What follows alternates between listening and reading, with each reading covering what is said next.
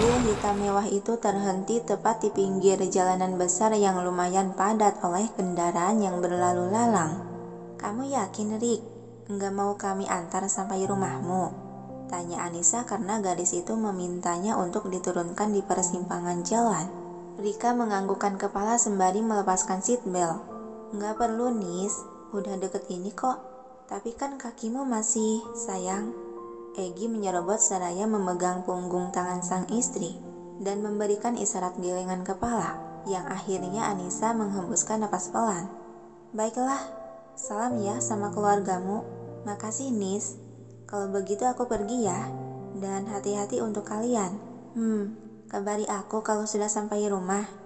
"Iya, Umi." Lalu Rika pun turun dari mobil yang tentunya setelah mendapati balasan anggukan dari mereka. Sepergian gadis itu, Alex masih menatap kepergian gadis itu sampai sosoknya benar-benar hilang dari pandangan. Berbeda dengan Anissa melirik sebal ke arah lelaki di sebelahnya yang sibuk dengan ponsel. "Kenapa kamu mencegahku untuk mengantar dia? Apa kamu setega itu membiarkan orang yang terluka kakinya untuk pulang sendiri? Apalagi dia adalah sahabatku, Egy." Hembusan napas pelan keluar dari mulut Egy sebelum menjawab. "Rumah dia sekitaran sini, jadi kamu tidak perlu khawatir." "Bagaimana kamu bisa tahu rumah dia di sini?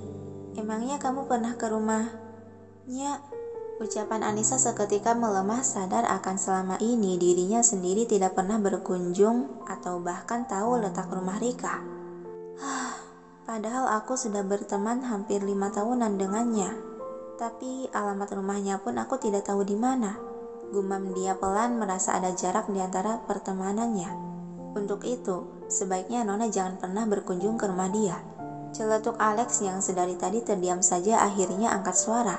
Sontak kepala Anissa terangkat menatap ke arah kursi kemudi. "Kok Kak Alex melarangku begitu sih?" "Dia benar, sayang." Egy ikut menambahkan. Alis Anissa dibuat tertaut bingung beralih melirik suaminya lagi. "Kalian kenapa sih kayak ngelarangku untuk berkunjung ke rumah Rika?" Senyuman terulas di sudut bibir Egy seraya merangkul bahu sang istri. "Lebih baik kamu turuti saja perkataanku. Jika kamu tidak mau sahabatmu itu menghilang secara tiba-tiba." "Hah?" Anissa semakin dibuat bingung sampai kerutan di kening bertambah dalam. "Ada apa sih sebenarnya? Kok sampai segitunya?" Namun Egy maupun Alex hanya terdiam membisu tanpa ada yang mau menjelaskan akan kebingungan gadis itu.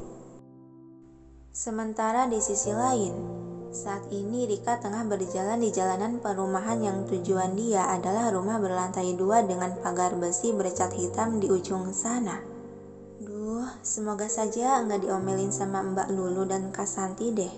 Berharap Rika karena tak mengabari orang rumah kalau dia semalam habis menginap di luar rumah.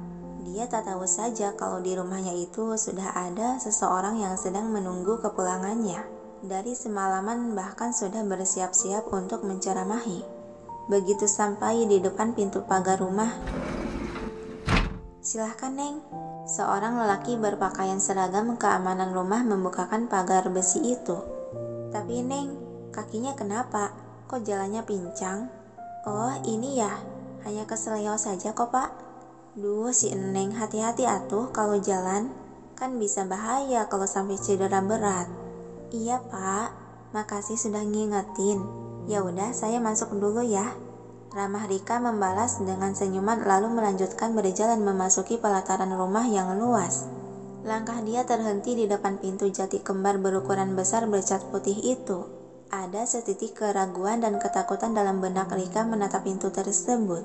Dan setelah menghela napas panjang beberapa kali, akhirnya tangan dia terulur hendak mendorong pintu itu, namun baru juga telapak tangannya menyentuh permukaan pintu jati tersebut, tiba-tiba seseorang lebih dulu menariknya dari dalam membuka pintu. Tersentak Rika menatap bengong pada pintu yang perlahan terbuka memperlihatkan siapa sosok yang membukanya itu. Kak Frans?" Dia dibuat melotot terkejut melihat lelaki yang sangat tidak ingin dia temui saat ini malah muncul di hadapannya. Kapan dia pulang? Kalau gini sih tamatlah aku. Frans bersedekap tangan menatap awas pada gadis yang termatung membeku itu. Kenapa? Kaget? karena aku sudah pulang? Atau karena takut ketahuan keluyuran sampai malam bahkan bermalam di luar? Dengan kaku Rika menggerakkan bibir membentuk senyuman kepaksa dan menggaruk pipi yang tak gatal. Aku kan sudah kasih tahu ke kakak kalau aku menginap di rumah teman. Tapi ngomong-ngomong kapan kakak pulang? Katanya harus beberapa hari nginap di sana. Kenapa? Kamu berharap aku tidak pulang agar bisa keluyuran lagi? Sindiran Frans masih dengan tatapan mengintimidasi. Enggak kok. Ya meskipun iya sih, aku berharapnya kamu menetap saja selamanya di sana. Batin Rika berkebalikan dengan yang diucapkan.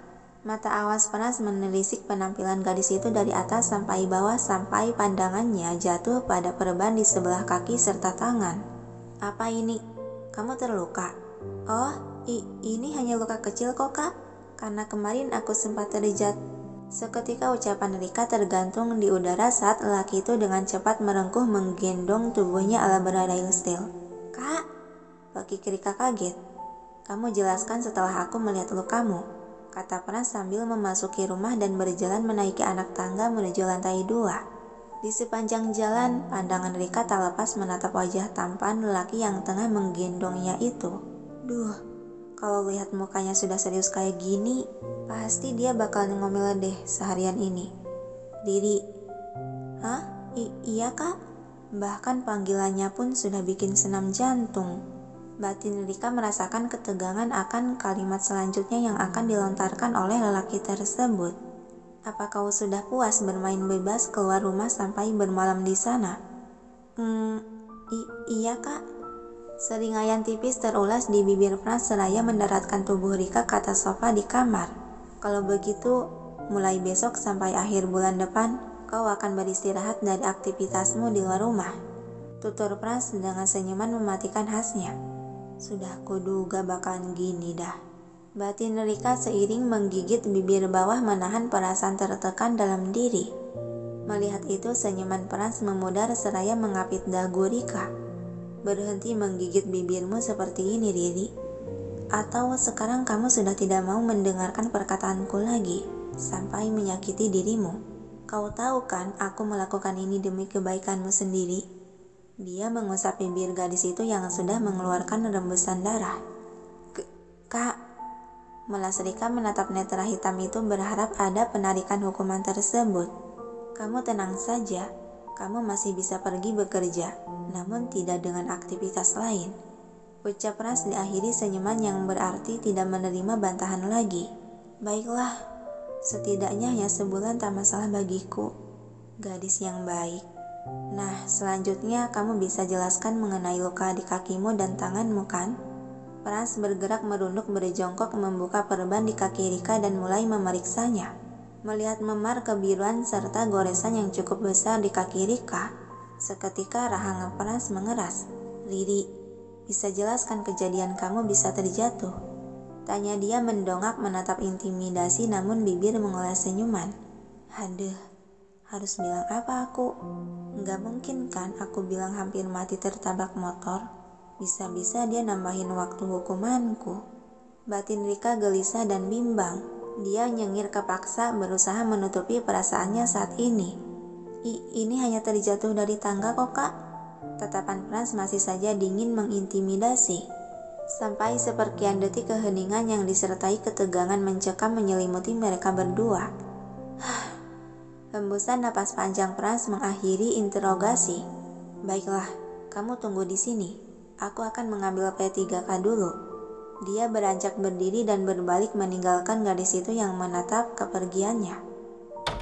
Begitu pintu kamar tertutup rapat, Frans masih berdiri di depan pintu yang masih dipegang gagangnya.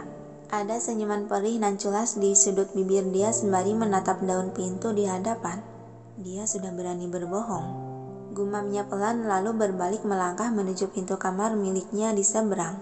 Sampai beberapa saat kemudian, Frans baru saja selesai mentalikan perban di kaki dan telapak tangan Rika.